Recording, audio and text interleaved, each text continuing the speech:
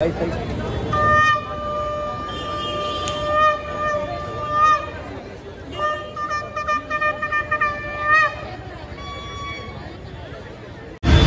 नमस्कार, श्री स्वामी समर्थ सगळ्यांना। तर आपल्या नवीन ब्लॉगमध्ये तुमचं सगळ्यांचं खूप खूप स्वागत आहे।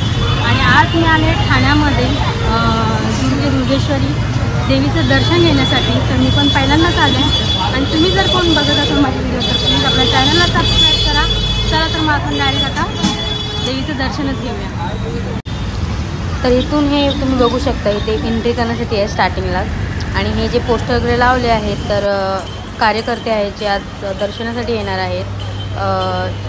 त्यानंतर मग इथून पण आतमध्ये अजून म्हणजे 2 गेट आहेत असे, तर ते मे बी येणार आहेत कार्यकर्ते म्हणून लावलेले आहे। आणि हा मेन जो गेट आहे ना देवीचा, इतकं भारी वाटत होतं ना खरंच, म्हणजे एकदम बघून एकदम मन प्रसन्न होईल असं होतं। आणि खरंच सोन्यासारखं वाटत होतं की आपण कुठेतरी बोलतो ना आतमध्ये सोन्याचं पुरं जेजुरी आहे।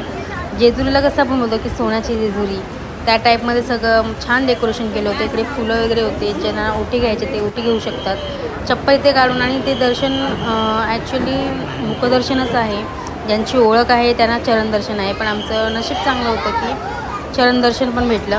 आणि इथे आपण बघू शकता आपल्या महाराजांची आणि आपल्या शिंदेसाहेबांची छानपैकी प्रतिमा लावलेलीच आहे।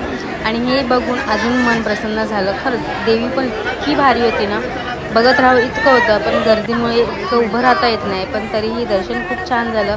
आणि 2 वेळा झालं, त्याहून बोलतात ना काय असेल अजून भारी। तर खरंच खूप भारी वाटलं। इकडे बघ।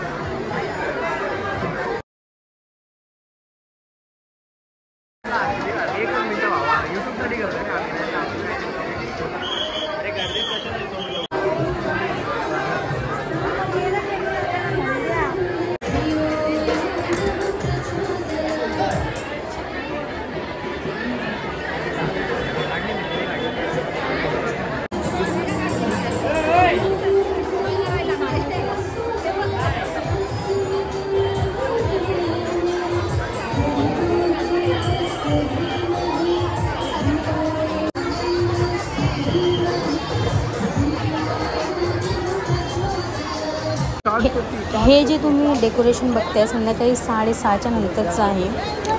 खूप भारी वाटत होतं, जसं तुम्ही बघताय शिवची जी डेकोरेशन केलं एक नंबर वाटत होतं। तर मंडळी दर्शन झालेलं आहे, एकदा नाही 2दा दर्शन झालेलं आहे। पहिलं जे आपलं मुखदर्शन बोलतो ना तसं झालं, पण नंतर ओळखीवरती झालं चरण दर्शन देखील। खूप भारी वाटलं, मस्त वाटलं। आणि तुमचंही दर्शन झालंच असेल। आपल्या व्हिडिओला जर कोणी चॅनलला जर कोणी सबस्क्राईब नसेल केलं तर लवकर सबस्क्राईब करा। अशाच नवीन व्हिडिओ पाहूया, तिथपर्यंत स्वतःची काळजी घ्या।